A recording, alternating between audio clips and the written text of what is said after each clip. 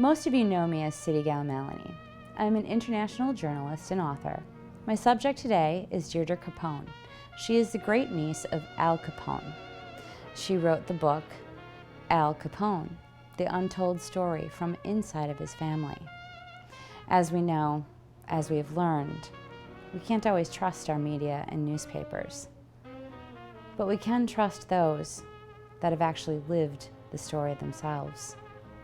Deirdre's on a mission, and she's been on a mission for a very long time, and that is to clear the Capone family name. She's an extraordinary woman, and I know you will enjoy this interview.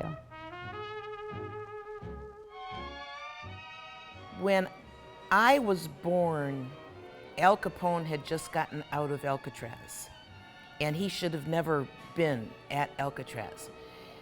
The treatment that he got while he was there caused him to have to go to Baltimore, Maryland to have all the poisons and metals leached out of his body.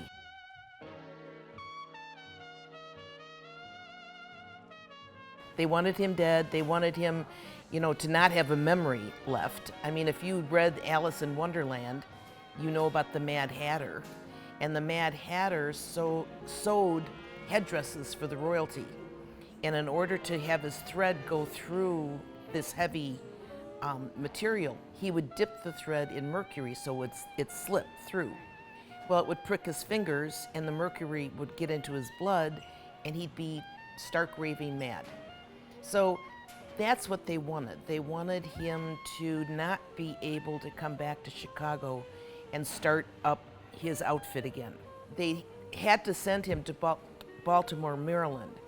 He was supposed to be my godfather, but he was in Baltimore at the time, so his son stood in for him. So in reality, Al Capone is my godfather. He's the godfather to everybody in the Capone family. So when he was well, and then he was able to be in residence in either Florida or Chicago or our place up in Mercer, Wisconsin, there were always bodyguards. I would go with my father, and there would always be bodyguards at the front door and the back door. And even as a little girl, that was different. I mean, they knew who I was, and they said my name, and they reached down and give me a hug and things like that. So we'd get in there and have a regular family affair, but it was strange. It was just strange. Now, Al Capone died on my 7th birthday. He died on January 25th, 1947. When my father took me to school and entered me in school, he was trying to protect me because it was so hard to grow up in Chicago with the name Capone. So he entered me in school using his middle name. My father was Ralph Gabriel Capone. Al was Alphonse Gabriel Capone. So it was an honor to have that as a middle name for my father. So when he entered me in school, he put me in school as Deirdre Marie Gabriel. So everybody in school knew me as Deirdre Marie Gabriel. When I was in 2nd grade when Al Capone died, and a Catholic girl in 2nd grade, you make your first communion. So my family needed something joyous to look forward to. So because it was always done on Mother's Day, and that would be the first Mother's Day that Al's mother would have without him being around. So they really wanted to honor her. So for my first communion, every single member of the Capone family came, watched me, they outfitted me, made a dress for me, made everything. Outfitted me, and then we all went back to Grandma Capone's house for a big celebration for Mother's Day. Back in those days, we're talking about 1947, there were always local editions of the big Chicago papers, and they would come out on Monday. And the local edition would say, oh, the Kiwanis Club met, or the Knights of Columbus met, or this bowling team did this, or whatever. So this Monday, following the first communion, there was this report that the children in second grade at St. Philip Neri School made their first communion. And Deirdre Capone, with the entire Capone family in attendance, made hers. Well, they didn't know me as Deirdre Capone. They knew me as Deirdre Gabriel. Well, how many Deirdres do you think were in the city of Chicago in 1947, let alone this little school where there's 40 second graders? So they knew who I was. So it was after that, 2 weeks later, every boy and every girl in my second grade class was invited to this girl's birthday party, but not me. I had a teacher, at that time a nun, who taught my father earlier in his life, you know, when he was in grade school. And she was appalled that the children would treat me that way. But anyway, you know, after that, if I had a birthday party, nobody would come. I'd invite them, but nobody would come. And nobody would invite me to any of their parties or anything. So I couldn't figure out what it was. And of course, then when Al Capone died on my seventh birthday, I was reading. So I was reading all these accounts of my grandfather, my father, my uncle. They're not true. You know, and I'm seeing them described as thugs and killers and all this. And those are the people I loved, and those are the people that loved me. And I would go into the Capone house, and I couldn't believe what I was reading and what I was seeing. It was unfair. I felt that it was totally unfair. And I would try to tell anybody that would listen that that is not how my family was. Well, then it came where in 1950, in 1950, there was a man that was making a run for the presidency called Estes Kefauver. And Estes Kefauver wanted to make a name for himself and get a lot of publicity.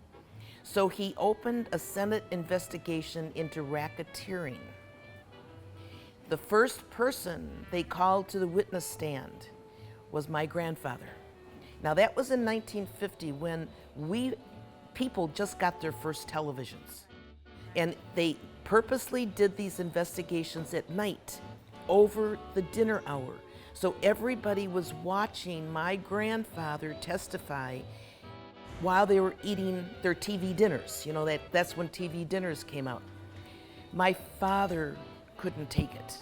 And so he then committed suicide right after the Senate investigations because he just couldn't take the scrutiny, the discrimination, and just the bullying that went on.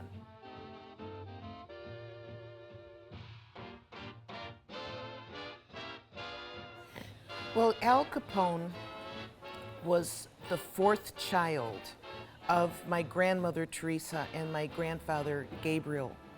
And he was the first of their children that was conceived and born in America. So all of their hopes and dreams for leaving their families back in Italy and coming to America rested on the shoulders of Al Capone. You will find quotes, many quotes, from my uncle, but one was, "I'm not an Italian, I'm an American. I'm 100% American." And that's how he was. And my grandfather told me that at one point my grandfather was his older brother and business partner. My grandfather, I had him until I was 34 years old, teaching me things, telling me things. I had their only sister, my Aunt Maffey, who was like a mother, you know, to me until I was 42 years old. So they schooled me. My grandfather and my Aunt Maffey schooled me. My grandfather taught me a lot of things, which is amazing because he is a man and men never shared anything.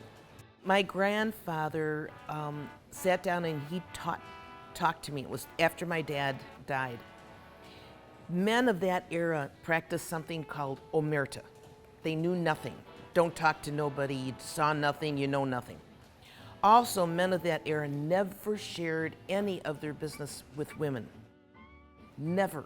So for him to school me and take me under his wing, be honest with me and tell me things was amazing. He did make me promise that I would not write the book until all the original family members had passed. And here's another thing. My Aunt Maffey had to go to a nursing home. And, you know, I wanted to take care of her, but situations were such that she had to go to a nursing home. And I went to see her in this nursing home. And she grabbed my hand and she said, Deirdre, tell them who we are, because maybe they would treat me better in here.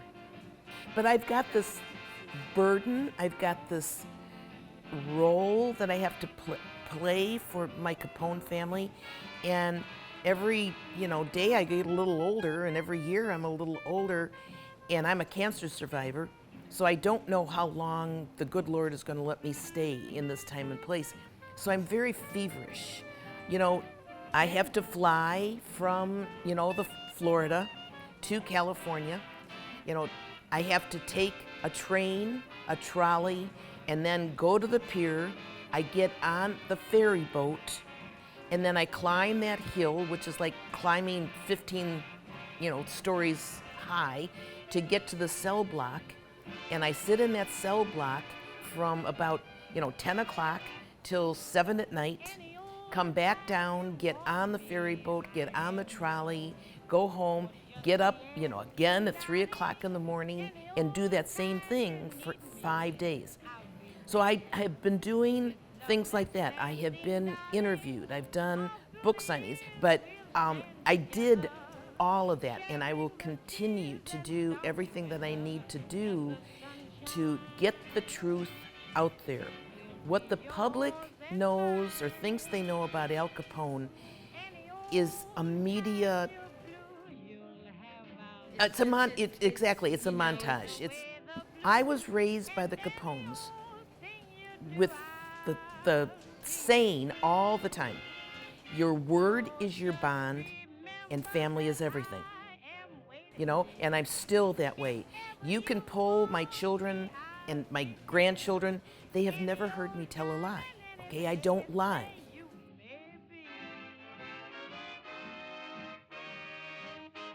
I'm an old lady, okay? I'm 75 years old. I was appalled in, I guess it was the 60s, when the bra burning started. Women started burning their bras. I was going, you've got to be kidding me. And then all of a sudden, women had to be better than men. Better.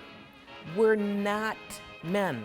We're great and we're strong and we can do anything that we have to do, but we're not men. Men think differently than we do.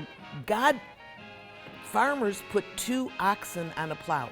One is a male and one is a female, and those 2 oxen will pull a straight line. And that's what it's all about, to have a strong family unit, a mother and a father that would lead the children. Then all of a sudden, to me, children got too much power. I mean, I was never asked what I want for dinner. This is what it was, and you ate it. And you grew up respectful, It's not that way anymore.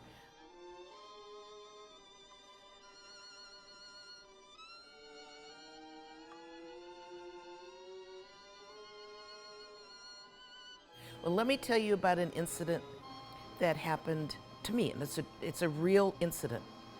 And this was in the 70s. My husband, a very successful businessman, but he would do seminars and trying to introduce people to his products and trying to introduce people to the way he teaches. So he would do a seminar, and it would be about a 2-hour seminar, and there'd be a break at the end of the first hour.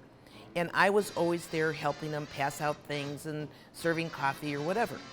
So he ended the seminar, and we were downtown St. Paul, Minnesota, where the feminists were unbelievable. But anyway, so the break, and he was saying, we'll take a break, and then we'll come back.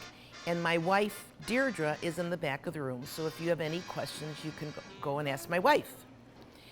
So with this, there was these 3 females that came charging up to me, and they got in my face right here. And they said, "What else are you besides a wife?"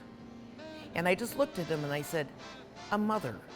And they could not handle that. They left. They left the seminar.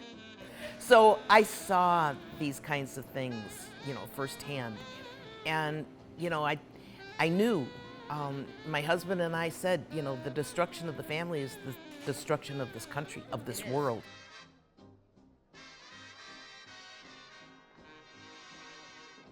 But as I say, I was a latchkey kid. I had a half brother that was almost 4 years younger than I. And so I would have to take him to school, bring him home, fix him lunch, and take him back to school again. And he was in first grade, and I was in 5th grade. So I was taking care of him. Family history has always followed the sperm. It has never followed the egg. So a woman would get married, she'd take her husband's last name. The children that were born were always born with the father's last name. So for me, and there's nobody else. I mean, there's not another person in the Capone family. So I had to take on this job, which it should have been my father's job, and he was going to do it. So I've been doing it. And the researchers, I've coined a phrase for these kinds of researchers, and I call them gangsterologists. So they think that they know more about that era and about my family than I do. So now I'm writing the truth, and it's amazing because the one thing I say in my book is no Capone had anything to do with the Valentine's Day Massacre. Now that book has been out over 3 years. Not a single one of those researchers that swore up and down that Capone was responsible, they haven't challenged me because they know I'm right. Because their research showed that. But of course, the publishers said nobody would buy the book unless you blame Capone.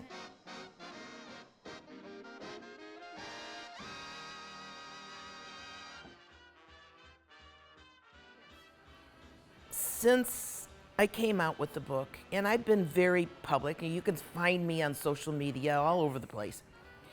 I have met, people have come forward, and they say, "I knew your uncle, I knew your grandfather." A man called me on the phone one day, and he says, "I've got 2 women here in this nursing home that I take care of that want to talk to you." So he put them on. These 2 women were prostitutes for my uncle and my grandfather. And they said to me, they treated me well, they took care of me, they protected me, made sure I got home safe at night. And she said, both of them said they were gentlemen.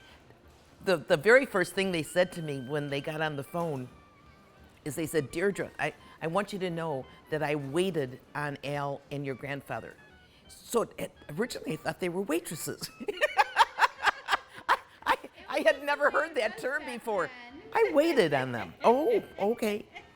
But they had respect, And my grandfather told me with tears streaming down his cheeks, he said, "Deirdre, I want you to know, no innocent person was ever hurt, no child's life was ever in danger, and no woman did anything that they did not choose to do on their own." And it's the truth.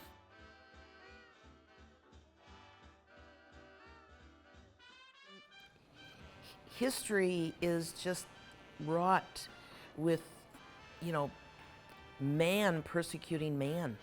It's because they elevate themselves, through that. With Capones were the first Italian millionaires in the United States of America. But the Anglo-Saxon men whose ancestors came over on the Mayflower didn't like that because the Italians should not succeed like that. So they put them down and they put a whole ugly face on Italian heritage. And so what I want to do is I want to tell the real story about Prohibition. The people didn't want prohibition. No. The government did that. And you know why? People don't know why. They said it was temperance movement and all that kind of stuff. It wasn't. The women's suffragette movement started at the same time as the prohibition movement. And it was started by a small group of people because the First World War was a very bloody war. It was fought in the ditches. And we had film back then. And they were taking film of all this atrocity and showing it in the silent, movie theaters. And these women were upset because they didn't have the right to vote. And their sons, their fathers, their brothers were taken away from them and made to fight in this First World War. So when the Treaty of Versailles was signed, the German people were starting to emigrate into America. And what were they doing? They were bringing their talents with them. Beer making, wine making, spirit making. So this group of people did not want the Germans to be successful. So that's why they didn't prohibit the drinking of alcohol. They didn't prohibit the owning of alcohol, just the transportation and the making of it. That was prohibition. Prohibition only lasted 13 years. Prohibition started with the Constitutional Amendment, which is very difficult to do, and it ended with the Constitutional Amendment, again, which was very difficult to do. People want to drink. If you look at our ancestry, alcohol came over on the Mayflower. When we first entered the Industrial Revolution, the horn on the factory was blown twice a day, and that was so that the workers could go down and have a drink. You had hard cider at the door of every cabin, and people would dip their cup in there. So when Prohibition started, people wanted alcohol. The people in the city needed somebody to provide it. People out in the country could make their own, build their own stills. So the people in the city needed someone to provide it. My family prided themselves on providing good quality alcohol, but they weren't in every city. So there were other cities and people wanted alcohol, so doctors would write a prescription. They would take the prescription to the drugstore and the druggist would give good quality alcohol until it ran out because they couldn't get it till the next month. So the druggist would go down the street to an wood alky dealer and buy that alcohol, give it to their patients, and that's when they went blind.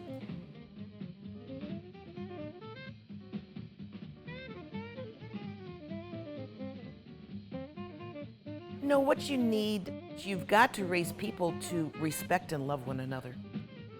I think what I went through, and I would say that I have PTSD.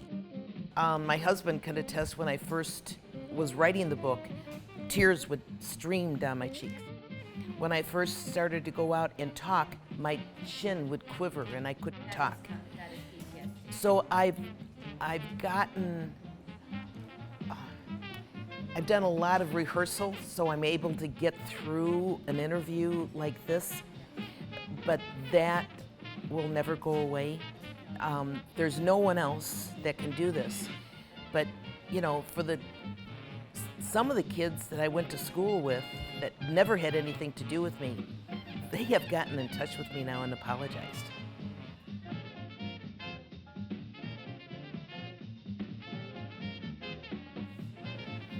J. Edgar Hoover was the head of what they called the Justice Department back then. He wanted to start a new government program called the FBI, Federal Bureau of Investigation.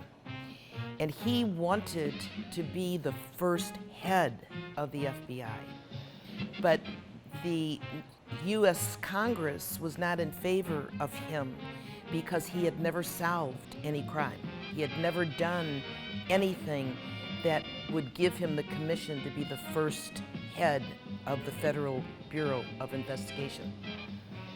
So he is the one that arranged to have my uncle taken out of Atlanta and sent to Alcatraz.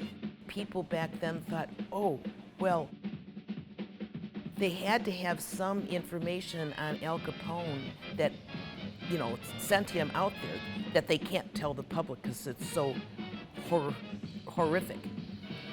You were out in Alcatraz. When you go out to Alcatraz, you get on the ferry boat, and the very last quote you see is by the first warden of Alcatraz, Warden Johnston. And it says on there, Alcatraz was open to incarcerate irredeemable men, men who could never return back to society. And that's not Al Capone. There were only two people that served time on Alcatraz for income tax evasion. One was Al Capone, the second was his bodyguard, who purposely had himself sent there so he could take care of his boss, Al Capone. So it was because we were Italian and they had to bring us down. They had to show, I mean, teachers in school, you know, used to call them dirty wops and said they smelled greasy and smell of garlic and olive oil, and they could never learn and never do anything. So it was strictly because we were Italian, and we were the worst Italians because we are Capones, and of course in the city of Chicago, you know, it was really hard to grow up with that name.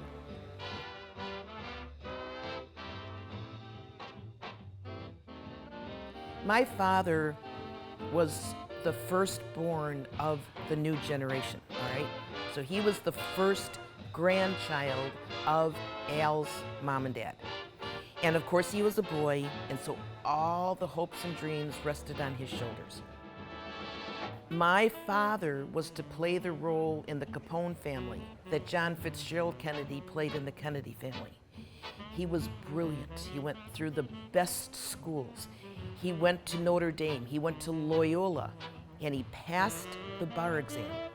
But the Chicago Bar Association would not allow him to practice because his name was Capone.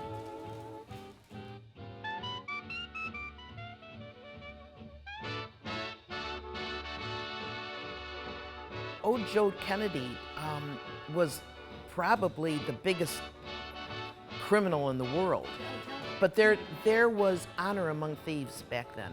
Yes. The only contest that occurred was, if you watch Boardwalk Empire, that really did happen. There was a summit that was called by politicians in 1929 to bring all of the big bootleggers together. And the politicians said, you know, public wants alcohol, and you guys are going to have to quiet the rumble down so that we can pass the constitutional amendment to end prohibition. And then they said, whoever does the best job of quieting the rumble down will be the first legal distributor in the United States for alcohol.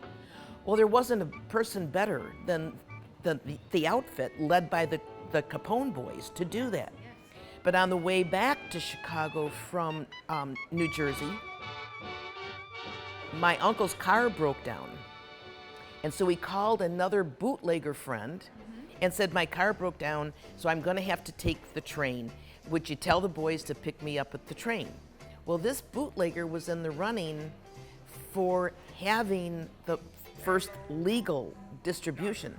So he called the chief of police in Philadelphia and said, Al Capone is there, can you put him away for a while? So that's what the chief of police did. They found my uncle coming out of a theater. They planted a gun on him, and my uncle served almost 1 year in Eastern State Penitentiary on a false charge. But he was taken out of circulation for a while. These are things people don't know. Although I will say that if Al Capone were president, you wouldn't have any of these problems.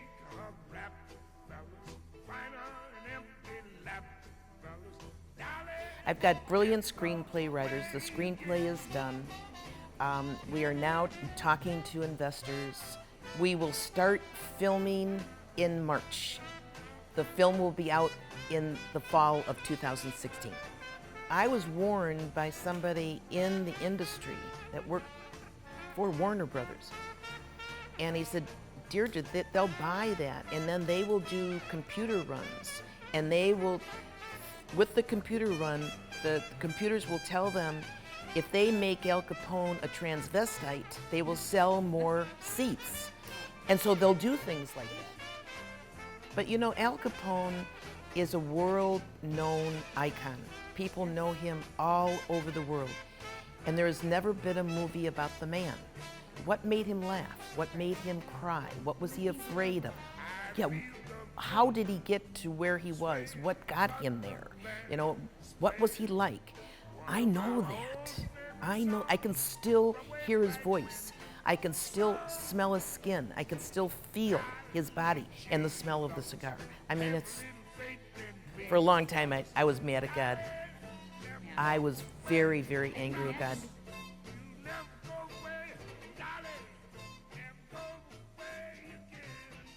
Well, the reason I got into writing this book is that we had moved to Minnesota, and I didn't even tell my children their heritage until one day our son came home.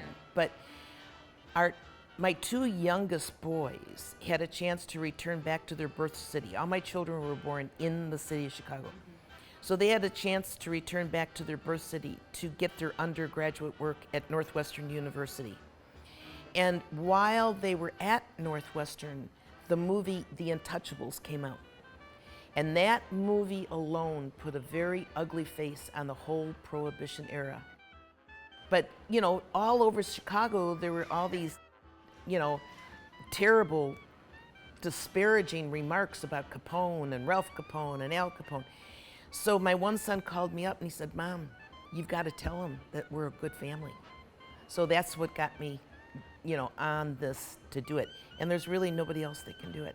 And I'm the one in charge of the Capone family gravesite in Hillside, Illinois. There's a grave waiting there for me and my husband. I hope I don't go there too soon. But that is how close I am in the Capone family.